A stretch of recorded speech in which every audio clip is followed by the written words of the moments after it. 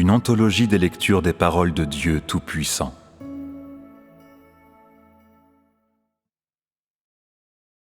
Au sujet de la Bible. 1.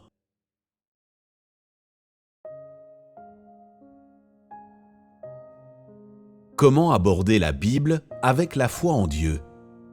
Cela est une question de principe. Pourquoi étudier cette question? Parce que dans l'avenir, tu annonceras l'Évangile et tu répandras le travail de l'ère du règne. Et il ne suffira pas de pouvoir simplement parler de l'œuvre de Dieu aujourd'hui. Pour répandre son œuvre, il est important que tu puisses corriger les vieilles conceptions religieuses des gens et leur ancienne façon de croire, et que tu les convainques complètement. Cette résolution implique la Bible. Pendant de nombreuses années, la lecture de la Bible a constitué le moyen traditionnel de croire pour les gens. Un écart vis-à-vis de la Bible signifie un manque de foi dans le Seigneur. Un écart vis-à-vis de la Bible indique une hétérodoxie, une hérésie, et même quand les gens lisent d'autres livres, ces livres doivent être des commentaires de la Bible. Cela veut dire que si tu dis que tu crois dans le Seigneur, alors tu dois lire la Bible, tu dois manger et boire la Bible. Et en dehors de la Bible, tu ne dois pas révérer un livre qui n'a pas de rapport avec la Bible. Si tu le fais, alors tu trahis Dieu. Depuis le temps où il y a la Bible, la foi des gens en le Seigneur a été la foi en la Bible. Au lieu de dire que les gens croient au Seigneur, il vaut mieux dire qu'ils croient dans la Bible. Au lieu de dire qu'ils ont commencé à lire la Bible, il vaut mieux dire qu'ils ont commencé à croire dans la Bible. Et au lieu de dire qu'ils sont revenus devant le Seigneur, il vaut mieux dire qu'ils sont revenus devant la Bible. Ainsi, les gens révèrent la Bible comme si elle était Dieu, comme si elle était leur vie. Et perdre la Bible serait la même chose que de perdre leur vie. Les gens révèrent la Bible autant qu'ils révèrent Dieu. Il y en a même qui la considèrent comme supérieure à Dieu. Si les gens n'ont pas l'œuvre du Saint-Esprit, s'ils ne peuvent pas sentir la présence de Dieu, ils peuvent continuer à vivre. Mais dès qu'ils perdent la Bible ou ses chapitres et passages célèbres de la Bible, c'est comme s'ils perdaient leur vie. Ainsi, dès que les gens croient dans le Seigneur, ils commencent à lire la Bible et ils mémorisent la Bible. Leur amour du Seigneur et la profondeur de leur foi sont prouvés par la qualité de leur mémorisation. Ceux qui ont lu la Bible et qui peuvent en parler sont tous des sœurs et des frères bons. Pendant toutes ces années, la foi et la loyauté des gens envers leur Seigneur ont été mesurées par la profondeur de leur compréhension de la Bible.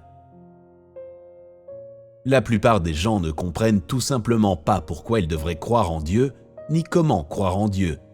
Et aveuglément, ils cherchent seulement des indices qui leur permettent de déchiffrer les chapitres de la Bible. Ils n'ont jamais cherché la direction de l'œuvre du Saint-Esprit. Tout le temps, ils ont seulement étudié et examiné la Bible désespérément, et personne n'a jamais découvert une œuvre plus récente du Saint-Esprit en dehors de la Bible. Personne ne s'est jamais écarté de la Bible, ni a osé déroger à la Bible. Les gens ont étudié la Bible pendant toutes ces années. Ils ont proposé tellement d'explications et ont investi tellement d'efforts. Ils ont aussi beaucoup d'opinions différentes au sujet de la Bible et ils les débattent sans cesse, de sorte qu'il existe plus de 2000 dénominations différentes aujourd'hui. Ils cherchent tous des explications spéciales ou des mystères plus profonds dans la Bible. Ils veulent l'explorer et y trouver le contexte de l'œuvre de l'Éternel en Israël ou de Jésus en Judée. Ils cherchent d'autres mystères que personne ne connaît.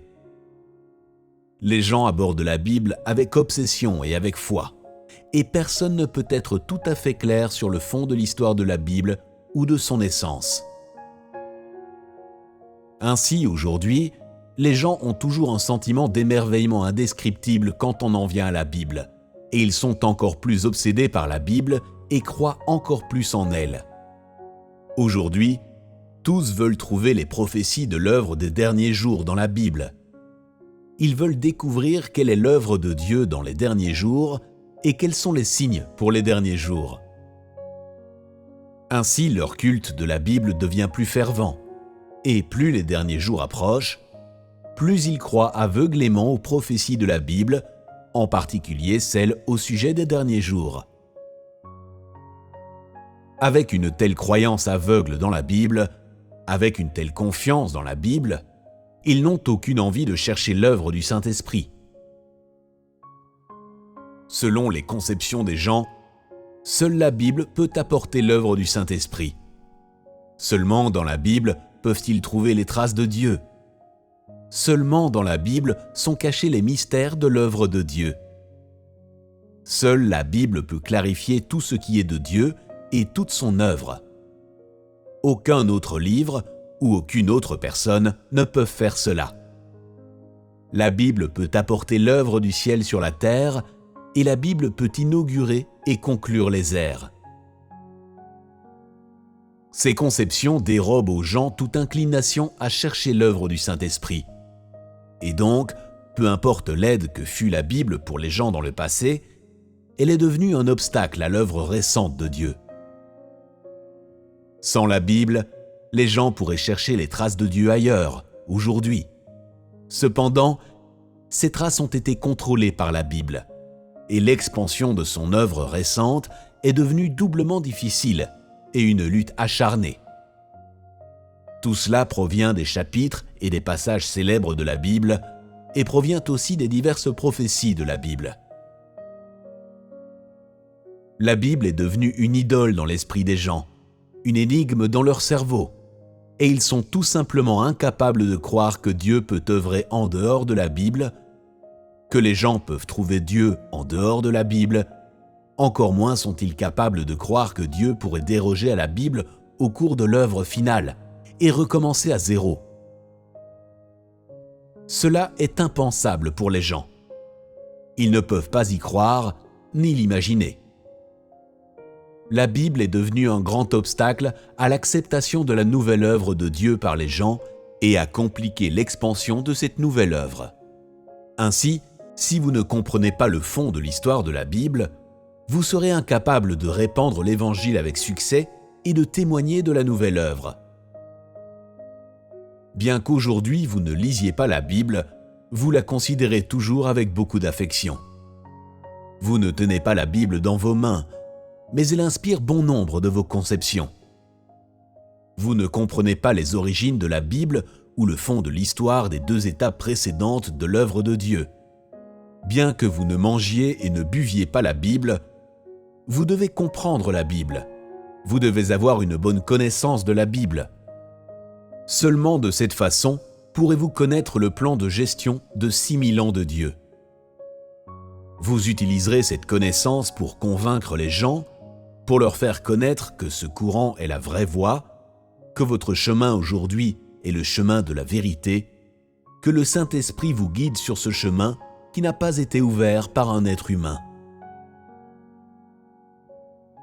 Dieu ayant accompli l'œuvre de l'ère de la loi, l'Ancien Testament a été constitué et c'est alors que les gens se sont mis à lire la Bible. Jésus, lorsqu'il est venu, a accompli l'œuvre de l'ère de la grâce et ses apôtres ont rédigé le Nouveau Testament. Ainsi, l'Ancien et le Nouveau Testament ont-ils été constitués et depuis, tous ceux qui croient en Dieu lisent la Bible. La Bible est un livre historique. Bien sûr, elle contient aussi quelques-unes des prévisions des prophètes et ces prévisions ne sont pas du tout historiques. La Bible comprend plusieurs parties, pas seulement la prophétie ou seulement l'œuvre de l'Éternel, ni seulement les épîtres pauliniennes.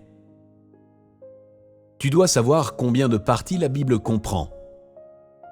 L'Ancien Testament comprend la Genèse, l'Exode, et il y a aussi les livres de la prophétie que les prophètes ont écrits.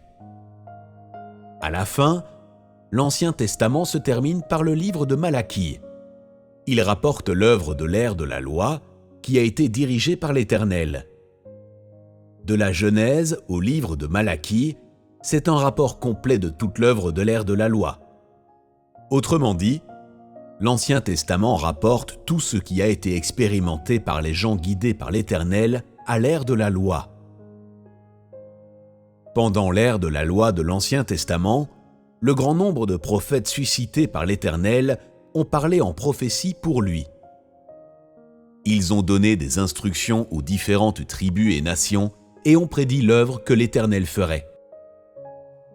Ces gens qui avaient été suscités avaient tous reçu l'esprit de prophétie de l'Éternel. Ils pouvaient voir les visions de l'Éternel et entendre sa voix, et donc ils étaient inspirés par lui et ils ont écrit les prophéties. Le travail qu'ils ont fait était l'expression de la voix de l'Éternel, l'expression des prophéties de l'Éternel, et l'œuvre de l'Éternel à l'époque consistait tout simplement à guider les gens par l'Esprit. Il n'est pas devenu chair, et les gens ne voyaient pas son visage. Ainsi, il a mobilisé de nombreux prophètes pour faire son œuvre et leur a révélé des oracles qu'ils ont transmis à toutes les tribus, à tout le clan d'Israël. Leur travail était de prophétiser, et certains d'entre eux ont écrit les instructions de l'Éternel pour les montrer aux autres. L'Éternel a mobilisé ces gens pour qu'ils prophétisent, pour qu'ils prédisent le travail de l'avenir ou le travail qui restait à faire en ce temps-là, de sorte que les gens ont pu contempler la splendeur et la sagesse de l'Éternel. Ces livres de prophétie étaient tout à fait différents des autres livres de la Bible. Ils étaient formés de paroles parlées ou écrites par ceux qui avaient reçu l'esprit de prophétie, par ceux qui avaient reçu leur vision de l'Éternel ou l'avaient entendu. À l'exception des livres de prophétie, tout le reste dans l'Ancien Testament est constitué de récits écrits par les gens après que l'Éternel a terminé son œuvre. Ces livres ne peuvent pas remplacer les prévisions prononcées par les prophètes mobilisés par l'Éternel, tout comme la Genèse et l'Exode ne peuvent pas être comparés au livre d'Ésaïe ou au livre de Daniel. Les prophéties ont été prononcées avant que le travail ait été réalisé. Les autres livres, par contre, ont été écrits après la fin du travail, ce qui était possible pour les gens. Les prophètes de cette époque étaient inspirés par l'Éternel et annonçaient des prophéties. Ils prononçaient beaucoup de paroles et ils prophétisaient les choses de l'ère de la grâce ainsi que la destruction du monde dans les derniers jours, à savoir l'œuvre que l'Éternel avait planifiée. Tous les autres livres rapportent l'œuvre accomplie par l'Éternel en Israël. Ainsi, lorsque tu lis la Bible, tu lis principalement sur l'œuvre de l'Éternel en Israël. L'Ancien Testament de la Bible rapporte principalement l'œuvre de direction d'Israël par l'Éternel, son utilisation de Moïse pour guider les Israélites hors d'Égypte, Moïse qui a libéré les peuples des chaînes du Pharaon et l'a conduit à travers le désert. Ensuite, le peuple est entré en Canaan et tout ce qui suit raconte sa vie en Canaan. Tout le reste rapporte l'œuvre de l'Éternel en Israël. Tout l'Ancien Testament raconte l'œuvre de l'Éternel en Israël, l'œuvre de l'Éternel dans le pays où il a créé Adam et Ève. À partir du moment où Dieu a officiellement commencé à conduire les gens sur la terre après Noé, tout ce qui est inclus dans l'Ancien Testament est l'œuvre d'Israël. Et pourquoi aucune œuvre au-delà d'Israël n'est-elle rapportée ? Parce que la terre d'Israël est le berceau de l'humanité. Au commencement, il n'y avait pas d'autre pays en dehors d'Israël, et l'Éternel n'œuvrait pas en d'autres lieux. Ainsi, ce qui est rapporté dans l'Ancien Testament de la Bible est purement l'œuvre de Dieu en Israël à ce moment-là. Les paroles prononcées par les prophètes, par Ésaïe, Daniel, Jérémie et Ézéchiel, leurs paroles prédisent son autre œuvre sur la terre. Elles prédisent l'œuvre de l'Éternel Dieu lui-même. Tout cela est venu de Dieu, ce fut l'œuvre du Saint-Esprit, et en dehors de ces livres des prophètes, tout le reste est un rapport de l'expérience que les gens ont faite de l'œuvre de l'Éternel en ce temps-là. L'œuvre de la création a eu lieu avant l'existence de l'humanité. Mais le livre de la Genèse est venu après l'humanité seulement. Le livre a été écrit par Moïse au cours de l'ère de la loi. C'est comme les choses qui se produisent parmi vous aujourd'hui. Après qu'elles se produisent, vous les écrivez pour les montrer aux gens à l'avenir. Et pour les gens de l'avenir, ce que vous avez écrit s'est produit dans le passé. Ce n'est que de l'histoire. Les choses écrites dans l'Ancien Testament sont l'œuvre de l'Éternel en Israël. Et ce qui est écrit dans le Nouveau Testament est l'œuvre de Jésus pendant l'ère de la grâce. Les deux testaments rapportent l'œuvre accomplie par Dieu dans deux ères différentes. L'Ancien Testament rapporte l'œuvre de Dieu pendant l'ère de la loi, et donc l'Ancien Testament est un livre historique, tandis que le Nouveau Testament est le produit de l'œuvre de l'ère de la grâce. Lorsque la nouvelle œuvre a commencé, il est aussi devenu dépassé, et donc le Nouveau Testament est aussi un livre historique. Bien sûr, le Nouveau Testament n'est pas aussi systématique que l'Ancien Testament, ni ne rapporte autant de choses. Les nombreuses paroles prononcées par l'Éternel sont toutes incluses dans l'Ancien Testament de la Bible, alors que les 4 évangiles ne rapportent que quelques-unes des paroles de Jésus. Bien sûr, Jésus a aussi beaucoup œuvré, mais cela n'a pas été rapporté en détail. Le Nouveau Testament rapporte beaucoup moins de choses parce que Jésus a œuvré sur terre durant 3 ans et demi seulement. Son œuvre et celle des apôtres sont bien moindres que celle de l'Éternel. Ainsi, le Nouveau Testament contient un plus petit nombre de livres que l'Ancien Testament. Quelle sorte de livre est la Bible ? L'Ancien Testament est l'œuvre de Dieu à l'ère de la loi. L'Ancien Testament de la Bible rapporte toute l'œuvre de l'Éternel pendant l'ère de la loi et son œuvre de création. Il rapporte l'œuvre accomplie par l'Éternel et il termine les récits de l'œuvre de l'Éternel par le livre de Malachie. L'Ancien Testament rapporte 2 parties de l'œuvre accomplie par Dieu. Une partie est l'œuvre de la création et l'autre est le décret de la loi. Les deux sont l'œuvre accomplie par l'Éternel. L'ère de la loi représente l'œuvre de Dieu accomplie sous le nom de l'Éternel Dieu. C'est l'œuvre entière effectuée principalement sous le nom de l'Éternel. Ainsi, l'Ancien Testament rapporte l'œuvre de l'Éternel et le Nouveau Testament rapporte l'œuvre de Jésus, œuvre qui a été réalisée principalement sous le nom de Jésus. La signification du nom de Jésus et son œuvre sont consignées, pour la plus grande part, dans le Nouveau Testament. À l'ère de la loi de l'Ancien Testament, l'Éternel a construit le temple et l'autel en Israël. Il a guidé la vie des Israélites sur la terre, ce qui prouve qu'ils étaient ses élus, le premier groupe de gens qu'il a choisi sur la terre et qui était, selon son propre cœur, le premier groupe qu'il a dirigé personnellement. Les 12 tribus d'Israël ont été le premier groupe d'élus de l'Éternel, et ainsi, il a toujours travaillé en eux jusqu'au moment où l'œuvre de l'Éternel de l'ère de la loi s'est terminée.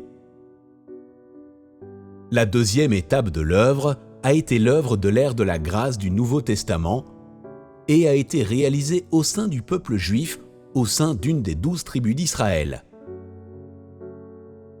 La portée de l'œuvre était moins ample parce que Jésus était Dieu fait chair. Jésus a œuvré seulement dans le pays de Judée et pendant seulement 3 ans et demi. Ainsi, ce qui est inclus dans le Nouveau Testament est loin de pouvoir dépasser le volume de l'œuvre figurant dans l'Ancien Testament. L'œuvre de Jésus à l'ère de la grâce est principalement rapportée dans les 4 évangiles. Le chemin emprunté par les gens de l'ère de la grâce les a conduits aux changements les plus superficiels de leur tempérament de vie, dont la plupart sont rapportés dans les épîtres. Les épîtres montrent comment le Saint-Esprit a œuvré en ce temps-là. Bien sûr, indépendamment du fait que Paul a été réprimandé ou frappé par le malheur dans son travail, il a été guidé par le Saint-Esprit. Il a été utilisé par le Saint-Esprit en ce temps-là. Pierre aussi a été utilisé par le Saint-Esprit, mais il n'a pas réalisé autant de travail que Paul. Bien que le travail de Paul contienne les impuretés de l'homme, dans les épîtres de Paul, on peut voir comment le Saint-Esprit œuvrait à l'époque. Paul a emprunté le bon chemin, le chemin correct, le chemin du Saint-Esprit. Si tu veux voir l'œuvre de l'ère de la loi, voir comment les Israélites ont suivi le chemin de l'Éternel, alors tu dois lire l'Ancien Testament. Si tu veux comprendre l'œuvre de l'ère de la grâce, alors tu dois lire le Nouveau Testament. Mais comment peux-tu voir l'œuvre des derniers jours ? Tu dois accepter la direction de Dieu d'aujourd'hui et entrer dans l'œuvre d'aujourd'hui, car c'est une nouvelle œuvre et personne ne l'a écrite à l'avance dans la Bible. Aujourd'hui, Dieu est devenu chair et a choisi d'autres élus en Chine. Dieu œuvre dans ces gens. Il continue son œuvre sur la terre, continue l'œuvre de l'ère de la grâce. L'œuvre d'aujourd'hui est un chemin que l'homme n'a jamais foulé et une voie que personne n'a jamais vue. C'est une œuvre qui n'a jamais été faite auparavant. C'est l'œuvre de Dieu la plus récente sur la terre. Ainsi, une œuvre qui n'a jamais été faite auparavant n'est pas dans l'histoire, car le présent est le présent et n'est toujours pas devenu le passé. Les gens ne savent pas que Dieu a fait une nouvelle œuvre plus grande sur la terre, à l'extérieur d'Israël, que cette œuvre dépasse déjà Israël et les prévisions des prophètes, que c'est une œuvre nouvelle et merveilleuse en dehors des prophéties, une œuvre plus récente au-delà d'Israël, une œuvre que les gens ne peuvent ni percevoir, ni imaginer. Comment la Bible pourrait-elle rapporter explicitement ce travail ? Qui aurait pu écrire à l'avance chaque petite partie de l'œuvre d'aujourd'hui sans omission ? Qui pourrait rapporter cette œuvre plus puissante et plus sage qui défie les conventions du vieux livre moisi ? L'œuvre d'aujourd'hui ne fait pas partie de l'histoire. Et ainsi, si tu veux emprunter le nouveau chemin d'aujourd'hui, alors tu dois sortir de la Bible, tu dois dépasser les livres prophétiques ou historiques dans la Bible. Alors seulement pourras-tu parcourir correctement le nouveau chemin. Et alors seulement pourras-tu entrer dans le nouveau royaume et la nouvelle œuvre. Tu dois comprendre pourquoi, aujourd'hui, il t'est demandé de ne pas lire la Bible. Pourquoi il existe une autre œuvre distincte de la Bible ? Pourquoi Dieu ne cherche pas de nouvelles pratiques plus détaillées dans la Bible et pourquoi une plus grande œuvre existe à l'extérieur de la Bible ? Vous devez comprendre tout cela. Tu dois pouvoir différencier l'ancienne et la nouvelle œuvre. Et même si tu ne lis pas la Bible, tu dois être capable de la décortiquer. Sinon, tu révéreras toujours la Bible et il sera difficile pour toi d'entrer dans la nouvelle œuvre et d'accueillir de nouveaux changements. Puisqu'une voie supérieure existe, pourquoi étudier cette voie inférieure et dépassée ? Puisque de nouvelles paroles et une œuvre plus récente existent, pourquoi s'en tenir aux anciens documents historiques ? Les nouvelles paroles peuvent te nourrir, ce qui prouve que c'est la nouvelle œuvre. Les vieux documents ne peuvent pas te rassasier ou satisfaire tes besoins actuels, ce qui prouve qu'ils appartiennent à l'histoire et non à l'œuvre d'aujourd'hui, ici et maintenant. La voie supérieure est l'œuvre plus récente, et avec la nouvelle œuvre, peu importe l'importance de la voie du passé, c'est toujours l'histoire de la réflexion des gens, et peu importe sa valeur de référence, c'est encore l'ancienne voie. Même si elle est incluse dans le livre saint, l'ancienne voie appartient à l'histoire. Même si elle est exclue du livre saint, la nouvelle voie est d'aujourd'hui, ici et maintenant. Cette voie peut te sauver, elle peut te changer, car elle est l'œuvre du Saint-Esprit. Vous devez comprendre la Bible. Ce travail est de la plus haute nécessité. Aujourd'hui, tu n'as pas besoin de lire la Bible, car elle ne comporte rien de neuf. Tout y est vieux. La Bible est un livre historique, et si tu avais mangé et bu l'Ancien Testament pendant l'ère de la grâce, si tu avais mis en pratique durant l'ère de la grâce ce qui était demandé à l'époque de l'Ancien Testament, Jésus t'aurait rejeté et condamné. Si tu avais appliqué l'Ancien Testament à l'œuvre de Jésus, tu aurais été un pharisien. Si aujourd'hui tu manges et bois l'Ancien et le Nouveau Testament ensemble, et les pratiques tous les deux, le Dieu d'aujourd'hui te condamnera. Tu prendras du retard par rapport à l'œuvre du Saint-Esprit aujourd'hui. Si tu manges et bois l'Ancien Testament et le Nouveau Testament, alors tu es en dehors du courant du Saint-Esprit. En son temps, Jésus a conduit les Juifs et tous ceux qui le suivaient selon l'œuvre du Saint-Esprit en lui, en ce temps-là. Il n'a pas établi la Bible comme base de ce qu'il faisait, mais il a parlé selon son œuvre. Il n'a pas prêté attention à ce que disait la Bible, ni n'a cherché dans la Bible un chemin sur lequel mener ses disciples.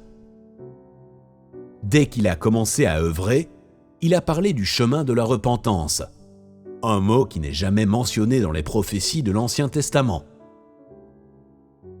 Non seulement n'a-t-il pas agi selon la Bible, mais il a ouvert un nouveau chemin et fait une nouvelle œuvre. Il n'a jamais fait référence à la Bible dans sa prédication. Pendant l'ère de la loi, personne n'avait jamais accompli ces miracles de guérison des malades et d'expulsion des démons. De même, son œuvre, ses enseignements et l'autorité et le pouvoir de ses paroles étaient au-delà des capacités de tout homme durant l'ère de la loi. Jésus a simplement fait sa nouvelle œuvre. Et même si beaucoup de gens le condamnèrent en utilisant la Bible, utilisant l'Ancien Testament pour le crucifier même, son œuvre surpassait l'Ancien Testament. S'il n'en était pas ainsi, pourquoi les gens l'ont-ils cloué sur la croix? N'est-ce pas parce que l'Ancien Testament ne dit rien de son enseignement, de sa capacité de guérir les malades et de chasser les démons? Son œuvre consistait à ouvrir un nouveau chemin, non de volontairement entrer en conflit à propos de la Bible ou de volontairement mettre l'Ancien Testament de côté. Il est tout simplement venu faire son ministère, apporter la nouvelle œuvre à ceux qui l'attendaient et le cherchaient. Il n'est pas venu expliquer l'Ancien Testament ou confirmer l'œuvre de l'Ancien Testament. Son œuvre n'avait pas pour but de permettre à l'ère de la loi de continuer à se développer, car son œuvre ne cherchait pas à se fonder sur la Bible. Jésus est tout simplement venu faire l'œuvre qu'il devait faire. Ainsi, il n'a pas expliqué les prophéties de l'Ancien Testament, et il n'a pas œuvré selon les paroles de l'ère de la loi de l'Ancien Testament. Il a ignoré l'Ancien Testament. Il ne s'est pas soucié de savoir si celui-ci confirmait ou non son œuvre, ni ne s'est intéressé à ce que les autres connaissaient de son œuvre ou s'il le condamnait. Il a simplement continué à faire l'œuvre qu'il devait faire, même si beaucoup de gens utilisaient les prévisions des prophètes de l'Ancien Testament pour le condamner. Pour les gens, il semblait que son œuvre n'avait aucune base. Une bonne partie de son œuvre était en contradiction avec l'Ancien Testament. Cela n'était-il pas une erreur de la part de l'homme? La doctrine doit-elle s'appliquer à l'œuvre de Dieu? Et doit-elle être fidèle aux prévisions des prophètes? Après tout, qui est le plus grand, Dieu ou la Bible? Pourquoi l'œuvre de Dieu doit-elle être conforme à la Bible? Serait-il possible que Dieu n'ait pas le droit de dépasser la Bible? Dieu ne peut-il pas déroger à la Bible et accomplir une autre œuvre? Pourquoi Jésus et ses disciples n'ont-ils pas observé le sabbat? S'ils devaient observer le sabbat et pratiquer selon les commandements de l'Ancien Testament, pourquoi Jésus n'a-t-il pas observé le sabbat quand il est venu, mais à la place a lavé des pieds, a couvert des têtes, a rompu le pain et bu le vin? Tout cela n'est-il pas absent des commandements de l'Ancien Testament? Si Jésus honorait l'Ancien Testament, pourquoi a-t-il défié ses doctrines? Tu dois savoir qui est venu en premier, Dieu ou la Bible. Étant le Seigneur du sabbat, ne pourrait-il pas aussi être le Seigneur de la Bible ? L'œuvre de Jésus pendant le Nouveau Testament a ouvert une nouvelle œuvre. Il n'a pas œuvré selon l'Ancien Testament, et il n'a pas appliqué les paroles prononcées par l'Éternel de l'Ancien Testament. Il a fait sa propre œuvre, une nouvelle œuvre, une œuvre supérieure à la loi. Il a dit « Ne croyez pas que je sois venu pour abolir la loi ou les prophètes. Je suis venu non pour abolir, mais pour accomplir. » Ainsi, conformément à ce qu'il a accompli, la doctrine a été sérieusement mise de côté. Pendant le sabbat, quand il a amené les disciples dans un champ de blé, ils ont cueilli et mangé des épis. Il n'a pas observé le sabbat et a dit « Le Fils de l'homme est maître du sabbat. » En ce temps-là, selon les lois des Israélites, quiconque n'observait pas le sabbat devait être lapidé à mort. Jésus, cependant, n'est pas entré dans le temple ni a observé le sabbat, et son œuvre n'a pas été faite par l'Éternel pendant le temps de l'Ancien Testament. Ainsi, l'œuvre de Jésus a dépassé la loi de l'Ancien Testament. Il était supérieur, non en accord avec l'Ancien Testament. Au cours de l'ère de la grâce, Jésus n'a pas œuvré conformément à la loi de l'Ancien Testament. Il a défié ses doctrines. Mais les Israélites se sont farouchement accrochés à la Bible et ont condamné Jésus. Ne niait-il pas ainsi l'œuvre de Jésus ? De nos jours, le monde religieux aussi s'accroche farouchement à la Bible et certains disent « La Bible est un livre saint et il faut la lire ». Certains disent « L'œuvre de Dieu doit toujours être observée. L'Ancien Testament est l'alliance de Dieu avec les Israélites, elle ne peut pas être supprimée. Et le sabbat doit toujours être observé. » Ne sont-ils pas ridicules ? Pourquoi Jésus n'a-t-il pas observé le sabbat ? A-t-il péché ? Qui peut comprendre cela ? Peu importe la manière dont les gens lisent la Bible, il est impossible de connaître l'œuvre de Dieu en utilisant leur pouvoir de compréhension de l'homme. Non seulement ils n'acquerront pas une connaissance pure de Dieu, mais leurs notions deviendront de plus en plus monstrueuses, de sorte qu'ils commenceront à s'opposer à Dieu. Sans l'incarnation de Dieu aujourd'hui, les gens seraient déchus à cause de leur propre conception et le châtiment de Dieu les ferait mourir.